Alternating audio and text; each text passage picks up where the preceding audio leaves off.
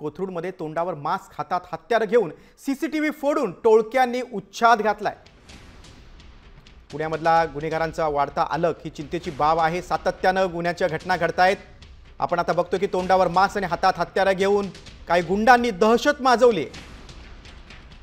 या गुंडांना पोलिसांचा धाक उरला नाही हे वास्तव आहे।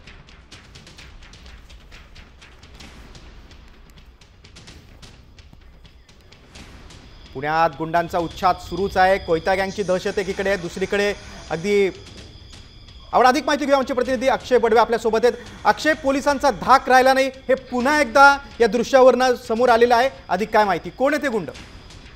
निश्चितपणे आपण जर पाहिलं तर गेल्या शुक्रवारी खासदार मुरलीधर मोहोळ आणि कोथरूडचे आमदार चंद्रकांत पाटील यांनी पुणे पोलीस आयुक्त अमितेश कुमार यांची भेट घेतली होती आणि कोथरूड मधल्या गुन्हेगारीवर काहीतरी कठोर कारवाई करा अशा सूचना दिल्या होत्या। मात्र अजूनही आपण जर पाहिलं तर ही गुन्हेगारी थांबत नाहीये। हे मुलं नेमके अल्पवयीन आहेत का प्रौढ आहेत, यांना अटक केली आहे का याबाबत अजून माहिती मिळाली नसली तरी सुद्धा या तरुणांचा उच्छाद जो आहे तो आपल्याला या सीसीटीव्हीच्या दृश्यातनं पाहायला मिळतोय। आता धारदार शस्त्र घेऊन या टोळक्यांनी अक्षरशः दहशत माजवली आहे। अक्षय, तुम्ही सविस्तर माहिती दिलीत त्याबद्दल धन्यवाद। पुण्यामधील गुंडांचा उच्छाद आपण पाहतोय।